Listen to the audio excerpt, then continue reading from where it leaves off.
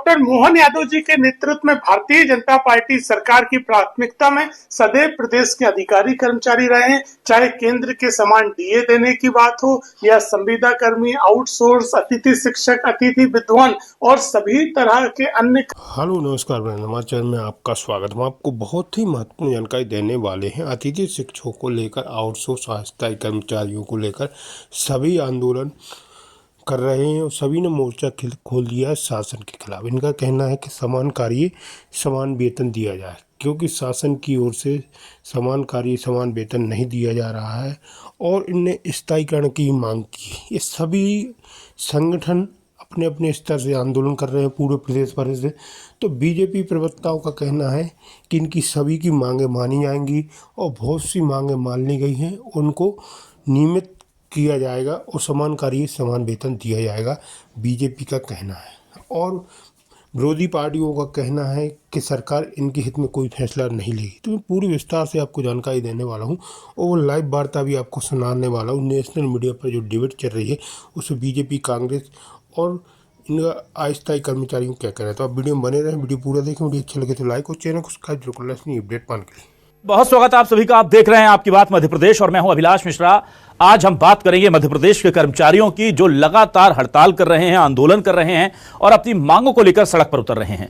लिपिक वर्गीय कर्मचारियों ने आज बहुत जबरदस्त तरीके से कहीं ना कहीं जो है प्रदर्शन किया है और अपनी मांगों को लेकर के सरकार का ध्यान अपनी तरफ खींचा है। उनकी मांग भी बहुत जायज है कि जो लिपिक मंत्रालय में पदस्थ हैं और जो लिपिक दूसरी जगह पदस्थ हैं, उनके काम तो समान है लेकिन वेतन में बहुत अंतर है। पटवारी हों या फिर सर्वेयर, बहुत सारे अलग अलग वर्ग के कर्मचारी इन दिनों अपनी मांगों को लेकर प्रदर्शन कर रहे हैं।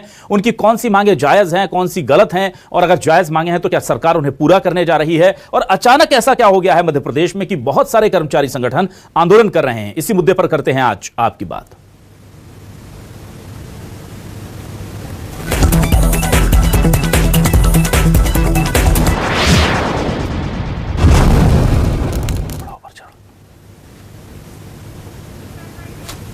और आइए आपको सुनाते हैं कि इस वक्त क्या कह रहे हैं जो कर्मचारियों के संगठन के नेता हैं, पदाधिकारी हैं, उनकी मांगे क्या हैं, क्यों परेशान हैं और लगातार इतने बड़े स्तर पर अब मध्य प्रदेश में कर्मचारी के संगठन अलग अलग जगह पर अलग अलग मांगों को लेकर क्यों सड़कों पर हैं। सुनिए कर्मचारी संगठन के पदाधिकारियों से।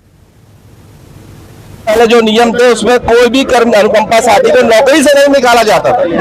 तो जो काला कानून है इससे हमारे अनुकंपा साथी को सेवा से निकाला जा रहा है। सबसे पहले सीपीसीटी की बाध्यता अनुकंपा नियुक्ति से खत्म करनी चाहिए, उसका सरलीकरण करना चाहिए। और हम बिल्डिंग में समान का समान वेतन, मंत्रालय के साथी जिनको अलग से मंत्रालय भत्ता मिलता है वे हमारे सतपुड़ा, विंध्याचल और मैदानी बाबुओं से ज्यादा वेतन मान ले रहे हैं। यह हमारे साथ अन्याय है। समान का समान वेतन हमारा संवैधानिक अधिकार है। अपनी मांगों को लेके आगामी दिनों में प्रदर्शन करने जा रहे हैं, जिसमें प्रमुख मांग है कि वेतन विसंगति को दूर किया जाए, लिपिकों की वेतन विसंगतियों को दूर किया जाए, संविदा कर्मचारियों को नियमित किया जाए, दैनिक वेतन भोगी कर्मचारियों को नियमित किया जाए, स्थायी कर्मियों को 7वां वेतनमान दिया जाए।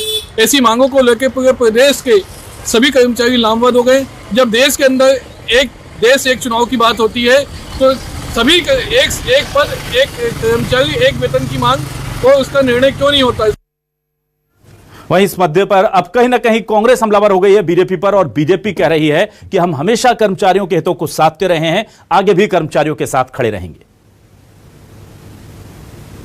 सिर्फ एक अनुकंपा नियुक्ति को लेकर के गारंटी मांगी है, समान कार्य समान वेतन देने में सरकार को क्या दिक्कत है। आज अगर कर्मचारियों को मुंडन कराना पड़ रहा है तो आप समझ लीजिए इस प्रदेश की क्या स्थिति है। कोई साधारण तौर पर मुंडन नहीं कराता है, जब किसी सरकार के खिलाफ विरोध प्रदर्शन तगड़ा हो जाता है, शोक की स्थिति बन जाती है, जब परिवार में मुंडन होते हैं। आज कर्मचारियों की समस्याओं पर इसको सरकार को अविलंब ध्यान देना चाहिए।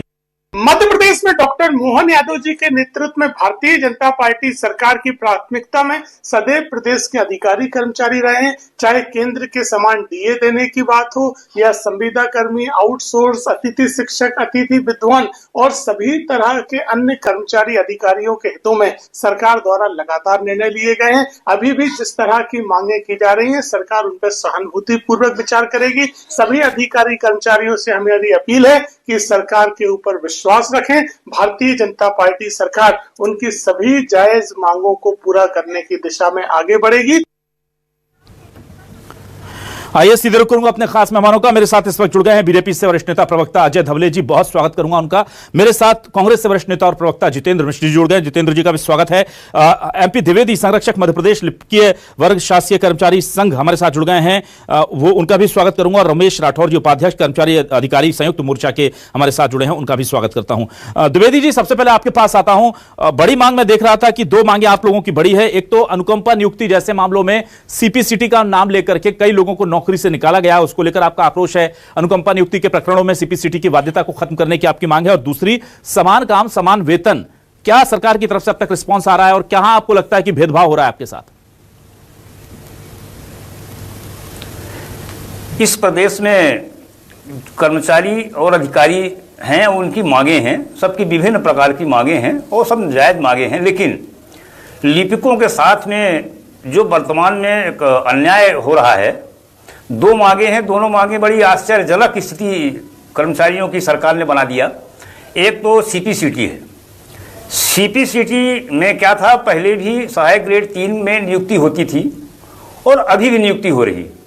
पहले टाइपिंग परीक्षा का बंधन होता था, अब चूंकि कंप्यूटर का युग आ गया, टाइपिंग परीक्षा अब बंद करके उसकी जगह पर सीपीसीटी ला दिया। तो जो लोग पहले टाइपिंग परीक्षा पास नहीं कर पाते थे, उनको वेतन वृद्धि नहीं मिलती थी और 40 वर्ष के बाद उनको छूट मिल जाती थी और 40 वर्ष के बाद इंक्रीमेंट उनका लगने लगता था। अभी सरकार ने क्या कर दिया कि जब से सीपीसीटी लागू किया है, उस आदेश में माननीय मुख्यमंत्री जी की या सरकार की ऐसी मंशा है तो ये नहीं कह सकता, लेकिन मंत्रालय में बैठे हुए अधिकारियों ने उसमें एक लाइन जोड़ दिया कि जो 3 वर्ष के अंदर सीपीसीटी परीक्षा पास नहीं करेगा उसकी सेवाएं समाप्त की जाएंगी। तो अभी क्या हो रहा है, हजारों लोग सहायक ग्रेड 3 के पद पर काम कर रहे हैं, लेकिन कुछ अधिकारी लोग ऐसे होते हैं जो थोड़ा उल्टा चलते हैं, नियम कानून बड़े सख्त वाले होते हैं। तो अभी क्या सैकड़ों लोगों की सेवाएं, उनकी सेवाओं से अलग कर दिया, बर्खास्त कर दिया सेवा से। देखिए आज की स्थिति ये बन रही है, जैसे मान लीजिए कोई आदमी, कोई सैनिक हमारा बॉर्डर में काम कर रहा है और वो बॉर्डर में काम करते करते वो गोलियां खा रहा है और शहीद हो जाए, उसकी पत्नी को अनुकंपा नियुक्ति दी जाए और अनुकंपा नियुक्ति देने के कुछ समय बाद उसको ये कहा जाए कि आप सीपीसीटी की परीक्षा पास करिए, और सीपीसीटी की परीक्षा की अनिवार्यता करके यदि वो सीपीसीटी परीक्षा पास नहीं कर पाती तो उसको नौकरी से निकाल दिया जाए। तो शहीद के पत्नी को, किसी एक शासकीय सेवक के पत्नी को, पुत्र को, उसकी बेटी को जो आपने सरकार अनुकंपा नियुक्ति दे रही है, अनुकंपा नियुक्ति में कृपा कर रही है, दया कर रही है, अनुकंपा कर रही है, और इस दया के आधार पर जो आप नौकरी दे रहे हो, ये अधिकारियों द्वारा तानाशाहीपूर्ण आदेश निकालने के कारण उनकी सेवाएं समाप्त कर रहे हो, ये अनुचित है। किसी भी शासकीय सेवक जिनको आपने कृपा दिया है, अनुकंपा नियुक्ति प्रदान किया है, उनकी सेवाएं समाप्त नहीं होना चाहिए। यदि वो कोई परीक्षा पास नहीं कर पाते हैं, उनको समकक्ष दूसरे पदों पे ले लो, समकक्ष पद पे नहीं लेना है उनको रिवर्ट करके नीचे वाले पद में कर दो, या आप अनुकंपा नियुक्ति वालों को अलग कर दो, जो सीधी भर्ती होती सीधी भर्ती वालों को अलग कर दो। सीधी भर्ती वाले जो आए, सीधी भर्ती वालों को जो योग्यता है, योग्यता के आधार पर जो आप पब्लिश करते हैं वो लिए। ठीक। जिसको अनुकंपा नियुक्ति दे रहे हैं उनको सीपीसीटी से छूट देना चाहिए। ठीक है द्विवेदी जी, ठीक है। और जिन लोगों को नौकरी से निकाल दिया है उन लोगों को नौकरी में वापस लेना चाहिए। ठीक है द्विवेदी जी, मैं जल्दी से आवाज आता हूं रमेश राठौर जी आपके पास। रमेश जी, क्या कहेंगे आप, किस तरह का ये मामला दिखता है? और मैं देख रहा हूं कि बहुत सारे कर्मचारियों के अलग अलग वर्ग हैं, सर्वेयर हैं, तमाम लोग हैं, वो चाहे वो लिपिक वर्ग हो, पटवारी हो, वो अलग आंदोलन कर रहे हैं। क्या वजह है कि इतने सारे कर्मचारी मोर्चे जो हैं वो खुले हुए? देखिए, सबसे बड़ी बात यह है कि अभी बहुत बड़ा वैक्यूम आ गया है। माननीय शासन में बैठे हुए जितने कर्मचारी हैं, कर्मचारी संगठन है, वो अपना मांग पत्र देते हैं, लेकिन अभी तक उनकी सुनवाई जिस तरीके से होनी चाहिए उस तरीके से हो नहीं पाई है। इसलिए हर कर्मचारी संगठन ने अपना मोर्चा खोल दिया है। चाहे वो संविदा कर्मचारी हो, उनको नियमित करने की बात हो, सुप्रीम कोर्ट के 5 आदेश आ चुके हैं अलग अलग विभागों के लिए कि जिनको भी 10 साल हो गए उनको नियमित करना चाहिए। ऐसे दैनिक वेतन भोगी स्थायी कर्मचारियों के लिए भी आ चुके हैं। स्थायी कर्मचारियों को अभी तक 7वां वेतनमान नहीं मिला। वहीं जो आउटसोर्सिंग के कर्मचारी उनको निकाला जा रहा है। लिपिक के कर्मचारियों की कम से कम 25 साल पुरानी मांग है कि जो मंत्रालय में लिपिक बैठे हुए हैं, विधानसभा में जो लिपिक बैठे हुए हैं, और जो विभागों में काम करते हैं उनके वेतनमान में बड़ा अंतर है, जबकि पद एक ही है। एक तरफ जहां आप यूसीसी की बात करते हैं, एक तरफ एक चुनाव की बात करते हैं, तो आप ये क्यों नहीं करते कि जो एक पद है तो सबका एक समान वेतन होना चाहिए, चाहे वो मंत्रालय में बैठा हुआ लिपिक हो उसका भी वेतन वही होना चाहिए, और जो राजभवन में बैठा हुआ है और एक कार्यालय में बैठा है उसका वेतन भी समान होना चाहिए। दूसरी तरफ जो संविदा कर्मचारी जो योग्यता में कहीं से भी किसी भी प्रकार से कमी नहीं है, नियमित कर्मचारी से योग्यता है, काम आप नियमित कर्मचारियों से लेते तो उनको नियमित क्यों नहीं किया जाना चाहिए। ऐसी बहुत विभिन्न मांगे हैं जिनको लेकर कर्मचारी आंदोलन कर रहे हैं। सरकार को कर्मचारियों की बातें सुननी चाहिए और निर्णय लेना चाहिए। ठीक है, चलिए मैं जल्दी से अब जितेंद्र जी आपके पास आता हूं। जितेंद्र जी, क्या वजह है कि हर दूसरे तीसरे दिन कर्मचारियों का बड़ा कोई ना कोई वर्ग जो है वो भोपाल में प्रदर्शन करने पहुंच रहा है, और जब हम उनकी मांगे सुनते हैं तो बड़ी जायज मांगे लगती हैं, कहीं नहीं लगता कि कुछ ये लोग बहुत ज्यादा मांग रहे हैं, गलत मांग रहे हैं। अब समान काम समान वेतन, माननीय सुप्रीम कोर्ट कह चुका है बात तो, और एक बार नहीं कई बार कह चुका है कि आप समान काम के लिए समान वेतन दीजिए। अगर बात हो वेतन बढ़ाने की, बहुत जायज मांग है, तमाम चीजें हो चुकी हैं, क्या कहेंगे आप? देखिए अविनाश जी, निश्चित तौर पर आपने दोनों लोगों को सुना, द्विवेदी जी को भी सुना और राठौर साहब को भी सुना। एक भी मांग आपको ऐसी लगी जिससे सरकार को नहीं मानना चाहिए?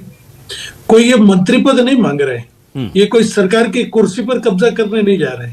मानवीय तौर पर हर सरकार की जिम्मेदारी बनती है कि जायज मांगों को स्वीकार किया जाए, और चाहे वेतन भत्ते हो चाहे दूसरी सुविधा है समय से दे देना चाहिए। मध्य प्रदेश सरकार में जब भी केंद्र सरकार डीए बढ़ाती है, मध्य प्रदेश के कर्मचारियों को आंदोलन करना पड़ता है। क्या हमारा डीए कब बढ़ेगा? मुझे ये समझ में नहीं आ रहा है कि मध्य प्रदेश में अभी नौजवानों ने एक बड़ा प्रदर्शन किया परीक्षा भर्ती को लेकर के। मध्य प्रदेश में अभी 3 दिन पहले किसान राजधानी में इकट्ठा हो गए थे मूंग की खरीदी को लेकर के। आप ये बताइए, 4 क्विंटल 4.5 क्विंटल 1 एकड़ में पैदा होती है मूंग, सरकार ने कहा था कि खरीदेंगे, अब 1 क्विंटल 25 किलो खरीदने की बात कर रही है। मुझे नहीं समझ में आता आप सरकार में बैठने के बाद इस तरीके के अफलातूनी फैसले क्यों लेते? अभी आपने देखा शिक्षकों को भी पात्रता परीक्षा, जो 20-20 साल से आपकी पढ़ाई करा रहे हैं, स्कूलों में काम कर रहे हैं, छात्रों को पढ़ा रहे हैं, अब एक नई परीक्षा की आपने उनके ऊपर जिम्मेदारी डाल दी। ये बताता है कि सरकार कहीं ना कहीं गंभीर नहीं है, और खास तौर से ये लिपिक वर्ग को लेकर के वो ये सोचती है कि ये जाएंगे कहां। और इस तरीके की मैंने आपको किसान की बताई, नौजवान की बताई। मध्य प्रदेश में सरकार जरा भी चिंतित होती इनके हितों को लेकर के तो इस तरीके के फैसले नहीं आते। सही कहा अभी द्विवेदी जी ने कि अनुकंपा नियुक्ति देने जा रहे हैं और उसको सीपीसीटी के नाम पे फिर बाहर कर देते हो। अरे भाई, उनका एक ग्रुप बना दो, अगर उनको उस पात्रता परीक्षा में नहीं पास हुए हैं तो उनसे दूसरे काम ले लो। आप ये बताइए, मंत्रालय में बैठा लिपिक, राजभवन में बैठा लिपिक, चूंकि वो सत्ता के करीब रहता है, शासन के करीब रहता है, तो उसका वेतनमान अलग, और जो फील्ड में काम कर रहा है उसका वेतनमान अलग। अभिलाष जी, मुझे लगता है ये गलत है। सरकार को सहानुभूति पूर्वक निर्णय लेना चाहिए, और जब सुप्रीम कोर्ट 5 बार इनको निर्देशित कर चुका है, इसके बाद भी अगर आप नहीं सुन रहे हैं, आप हिटलर शाही पर उतारू हैं। ठीक है, मैं जल्दी से आ जाता हूं अब अजय धवले जी। अजय जी, क्या वजह है कि बार बार कर्मचारियों का प्रदर्शन हो रहा है? 2 दिन पहले पटवारी थे, आज हालांकि सर्वेयर की उनकी मांग जो है सहानुभूतिपूर्वक सुनी गई है, उन्होंने धन्यवाद भी दिया है न्यूज़ 24 का और सरकार का कि उनकी मांगों पर सहमति बनती दिख रही है। अजय जी, आप मुझे सुन पा रहे हैं?